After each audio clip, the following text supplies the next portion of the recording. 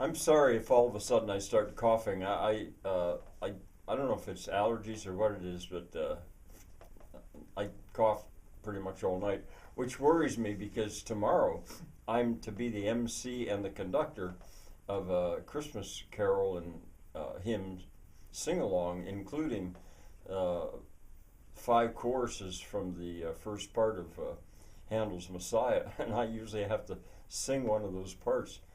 Yeah.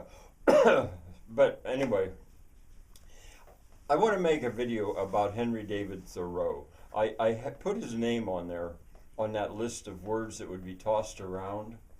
Uh, and because actually of his essay on civil disobedience, and I did mention that at the time. But why I want to say something more about it is because I was talking to my son just in general about stuff, and I said, do you realize that Thoreau wrote an essay called Civil Disobedience? And he said, no, I had no idea. I don't even know, I don't know anything about Thoreau. Really, I haven't heard his name spoken, I don't think, since high school. Now that would be 22 years ago about for him. Now he's well educated. He was homeschooled by his mother, my wife, and he's a well educated man. And he really didn't know anything about Henry David Thoreau.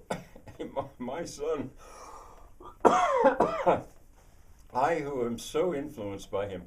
Well, you know, I looked online. I'm really sorry.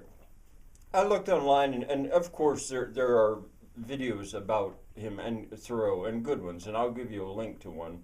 Well, I wouldn't have to because there are just so many. Uh, and they're mostly about his experiment, as he called it, when he went to the woods, why I went to the woods. But what I realized I should do is give you a link to my own video of about 11 years ago when I was teaching through the material that I taught to basically 8th graders at that time. And I put Hawthorne and Melville and Thoreau in the same 12 minutes. And there I explain it better probably than I could now.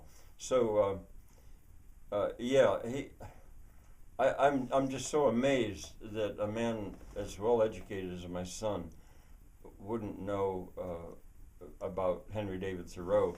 And then I thought, well, probably there's a lot of my viewers out there who also don't know about this man who influenced Gandhi, influenced Tolstoy, and did much to shape the American outlook toward the frontier and wilderness and stuff. Anyway, this I don't have to. Oh, one other thing I want to mention in case I don't go back to it. Not related. Well, it is related, but I just saw in the news that China discovered this huge deposit of gold, which is going to be enough to influence this developing story of the de-dollarization. So I had just seen that in the news, and I just mentioned it. You'll probably hear about that. But now I'm beginning to wonder, what don't you hear about? All right, bye for now.